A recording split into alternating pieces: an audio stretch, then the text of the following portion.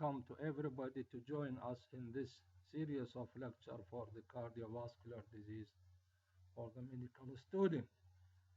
Before to start our lecture today, please pay attention. Please feedback the medical department with the scenario which sent to you during the lectures. Contact us by telegram or email or WhatsApp, waiting your response. Let us to start our lecture today is a mitral valve disease. To start with the mitral stenosis. For every valvular heart disease, you have our objective to know the etiology, most common etiology, pathophysiology and hemodynamic change, on physical examination, natural history, how to diagnose, treatment, and prognosis. Mitral stenosis, etiology really, in a rheumatic, nearly all adult. So nearly all adult patients with the mitral stenosis, more than 97 or 98% is the rheumatic in origin. The other rare causes of mitral stenosis, degenerative calcification of congenital parachute valve, other post-inflammatory and metabolic syndrome. So rheumatic heart disease responsible for nearly all cases, about 82, more than about 80 to 99%, while infective endocarditis is 3.3 rare, and mitral annular calcification and degenerative also can cause mitral stenosis. So almost all mitral stenosis is due to the rheumatic heart disease. It is much more common in women. Other causes, as we said, rare include Lutembacher syndrome, which is a combination of acquired mitral stenosis and atrial septal defect. Carcinoid can cause carcinoid tumor, SLE, as a connective tissue disease. Definition of what mean by mitral stenosis is obstruction of left ventricular inflow during diastole that prevent proper filling during diastole. Normal mitral valve area is a 4 to 5 square centimeter. Transmitral gradient and symptoms really begin clinically at areas less than 2 square centimeter. Rheumatic carditis is a predominant cause. As we said, the most common cause of almost always rheumatic. Prevalence and incidence decreasing due to the reduction of rheumatic fever. What the pathophysiology and hemodynamic if the obstruction or filling of the left ventricle, when the normal valve orifice area is reduced to less than out to the 1 square centimeter, severe mitral stenosis is present. To maintain cardiac output, the left atrial pressure increase and left atrial hypertrophy and dilatation. Consequently, pulmonary venous and pulmonary arterial and right heart pressure also increase, followed by pulmonary edema. Pulmonary hypertension lead to the right ventricular hypertrophy, dilatation and failure resulting in tricuspid regurgitation. There is a complication of mitral stenosis. Atrial fibrillation is common. Systemic embolization is common too. Pulmonary hypertension when it is severe. Pulmonary infarction due to the thromboembolism. Chest infection, repeated chest infection, especially in children. Infective endocarditis nowadays is rare. In pure mitral stenosis is rare. Tricuspid regurgitation, as we said, from the increased pressure on right side of the heart. Right ventricular failure. A natural history of mitral stenosis is a mild mitral stenosis 10 years after initial acute rheumatic insult, moderate 10 years later, severe 10 years later. For expected that presentation at the 30 or 40 decades of life, but If it is severe, it can be even 20 years can see a patient with a rheumatic heart disease. Really, mortality in mitral stenosis due to progressive pulmonary congestion, repeated infection, and thromboembolism. What are the symptoms of the mitral stenosis? Usually there are no symptoms until the valve orifice is moderately stenosed. That's to say, has an area of less than 2 square centimeters. Because of pulmonary venous hypertension and recurrent bronchitis, progressively severe dyspnea develop. Although really a cough productive of a blood tinge, even frank hemoptysis, and the nephrosis sputum and occasionally frank hemoptysis may be occurred due to the ruptures of arterioles due to that the pulmonary hypertension or increased pressure in the pulmonary circulation. What are the symptoms? Right heart failure and its symptoms of weakness, fatigue, abdominal or lower limbs edema, atrial fibrillation giving rise to palpitation. Atrial fibrillation may result in a systemic emboli. So clinical presentation may be asymptomatic. Dyspnea, it's shortness of breath during effort, paroxysmal during that at night, while orthopnea while lying down. Hemoptysis, may be frank hemoptysis. Atrial fibrillation is common and systemic embolization. This is the main presentation. Sign from the sign to phase is the mitral facies is called, or the malar flush. Pulse is a small volume pulse, maybe an irregular pulse due to the associated atrial fibrillation. Jugular veins distended if jugular veins right side heart failure. Palpitation, there is a tapping during palpation on examination, palpation of precordium, there is a tapping impulse felt parasternally on the left side, palpable first heart sound. This is mean palpable first heart sound. A sustained parasternal impulse due to the right ventricular hypertrophy may also be felt by palpation. During auscultation, this is characteristic finding loud first heart sound, an opening snap. This is followed by low pitch rumbling mid-diastolic murmur at the apex with the presystolic accentuation. Also, during physical examination, you will find prominent A wave in a venous pulsation. This wave in a jugular venous pulsation due to the pulmonary hypertension or right ventricular hypertrophy. Sign of right side heart failure in advanced disease. Mitral facies, as said, when the mitral stenosis is severe and the cardiac output is diminished and there is vasoconstriction resulting in the pinkish purple patches on the cheeks. The diastolic murmur, low pitch diastolic rumble, most prominent at the apex, heard based with the patient lying on the left-sided in the healed expiration. Intensity of diastolic murmur doesn't correlate with the severity of the mitral stenosis. Loud opening snap is when heard at the apex when leaflets are still mobile. If it is calcified and immobility, this opening snap it will not hear. Due to that, the abrupt halt in the leaflet motion in early diastole after rapid initial rapid opening due to the fusion at the leaflet tips. A short interval between second heart sound to opening snap. This interval, when it is short, indicate more severe.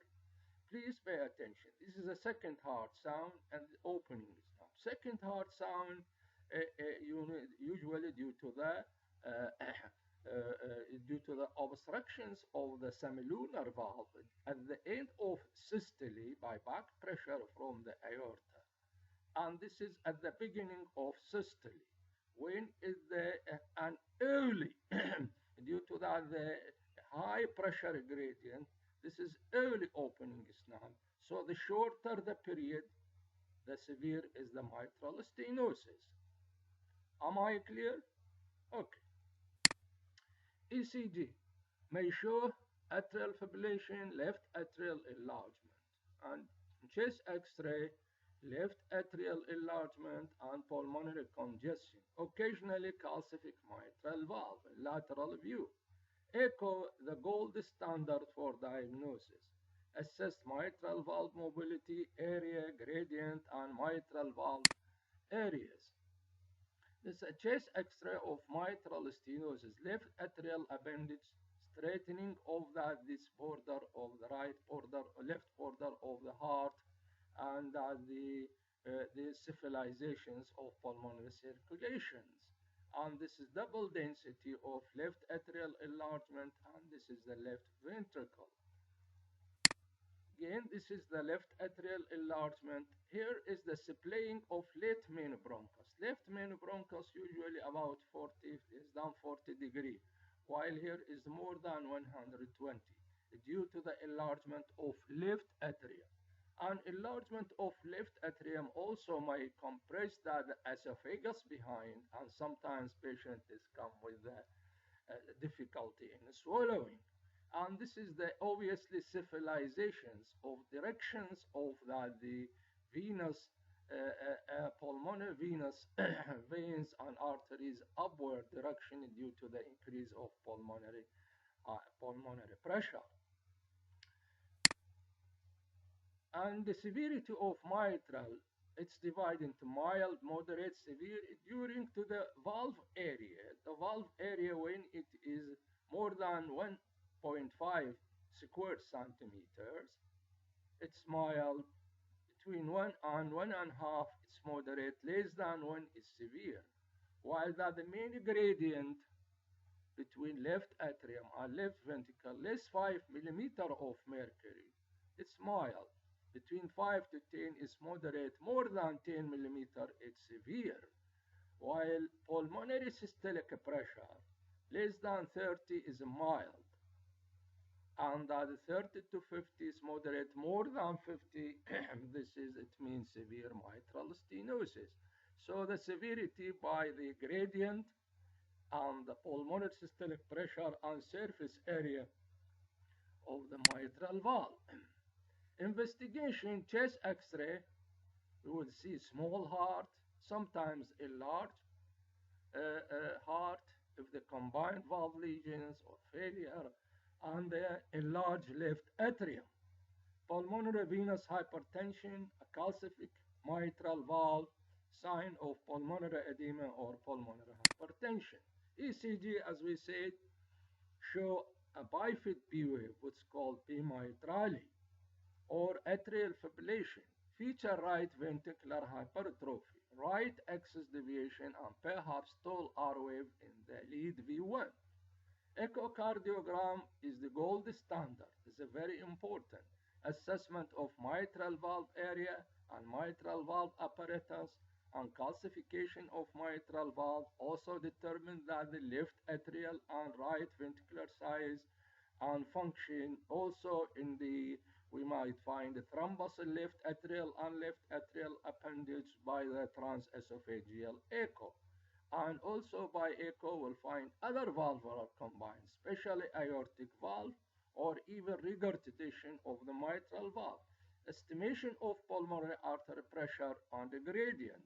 Cardiac catheterizations as investigation, not usually indicated in mitral stenosis, but when decided surgery, you have to do it.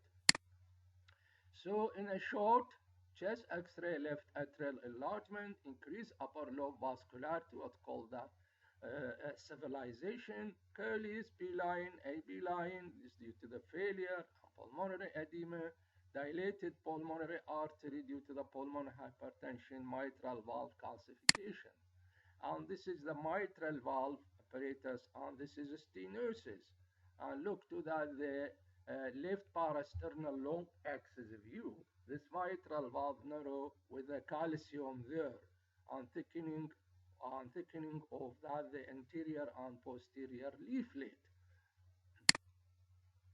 And this is the also long axis parasternal, how enlarged of the left atrium in size, and the calcification and narrowing the mitral valve area. This is the left ventricle, this is left ventricle outflow tract, and this is the aortic valve. This is the short axis parasternal view. We can do parametry, mitral valve perimetry, and measure the surface area in this view.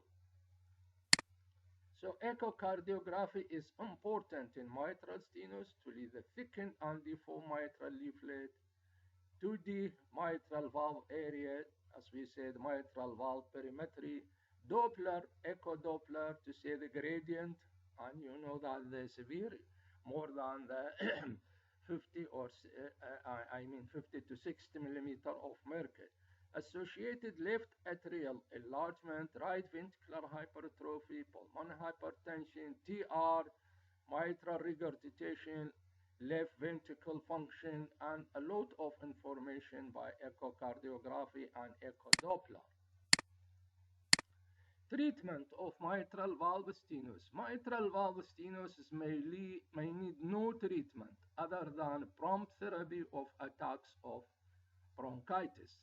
Antibiotic prophylaxis for infective endocarditis if indicated. It means if there is prostatic valve of history of the infective endocarditis. Previously they give pure mitral stenosis, but nowadays no need for pure mitral stenosis, a late high risk procedure. This will discuss it in the lecture of infective endocarditis. Mild dyspnea is treated with a low dose of diuretics like furosemide. Atrial fibrillation requires treatment with digoxin and anticoagulation to prevent atrial thrombus and systemic embolization. Really, the valvular atrial fibrillation, it's not follow the CHAD score, which use to give anticoagulation in the case of atrial fibrillation. All the valvular disease and atrial fibrillation give anticoagulation. If pulmonary hypertension develops, surgical relief of mitral stenosis advised. Surgical treatment include transeptal balloon valvotomy, what called percutaneous valvoplasty of mitral valve, which called BMV, closed valvotomy or open valvotomy or mitral valve replacement. We have the four options for the first options nowadays use too much by transeptal, by balloon valvotomy, BMV. So in management, asymptomatic, no specific therapy, endocarditis prophylaxis if indicated, if appropriate rheumatic fever prophylaxis as we discussed in a lecture of rheumatic fever.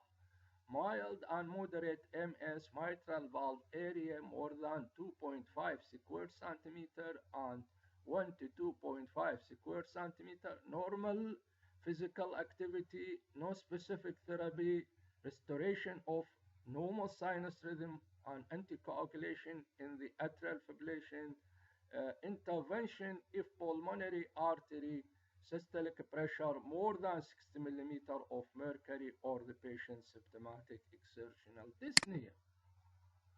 So and follow-up of the patient needs serial echocardiography, which in a mild every 2 to 5 years, and moderate 1 to 2 years, and severe in yearly. Medication in mitral stenosis like aortic stenosis is a mechanical problem, it means a pressure problem, and medical therapy doesn't prevent progression. Beta blocker, calcium channel blocker, digoxin, which control heart rate and hence prolong diastole for improved diastolic filling. Diuretics for the fluid overload. Identify patient early who might benefit from the percutaneous mitral balloon valvotomy. Infective endocarditis prophylaxis in patient with a prostatic valve or history of infective endocarditis for dental procedure. Those we got benefit from percutaneous mitral balloon valvotomy, isolated valve not combined with the other valve is immobile, and there is no atrial or left atrial appendage thrombus by transesophageal echo. It must be mobile, and there is no other valve lesion or important mitral regurgitation, and there is no thrombus. They get benefit from the percutaneous mitral balloon valvotomy. So relative contraindication of the percutaneous valvotomy is the left atrial thrombus because of risk of embolization. Transesophageal echo frequently performed prior to procedure to rule out this thrombus. Significant mitral regurgitation and immobile leaflet. These are the precaution or contraindication for the percutaneous balloon valvoplasty. Really, the catheter from the vena cava inferior from venous, femoral venous, come here in the right side and do hold in the interatrial septum and pass the balloon here and do inflation in the cath lab. This is the balloon and passes from, and this is between the left and right atrium. Now put in that the valve and inflation and make the valve. Usually mitral regurgitation is common. And this is pass the catheter there and do some hole and come in the valve and do inflation and deflation, and right away the pressure drop down after do inflation of the valve, and mitral regurgitation is a common.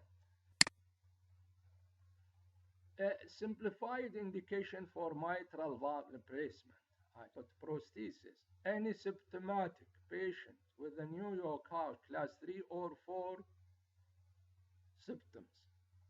Asymptomatic, yes. Moderate to severe mitral stenosis with a pliable valve suitable for the percutaneous mitral valve balloon valvoplasty. See you soon.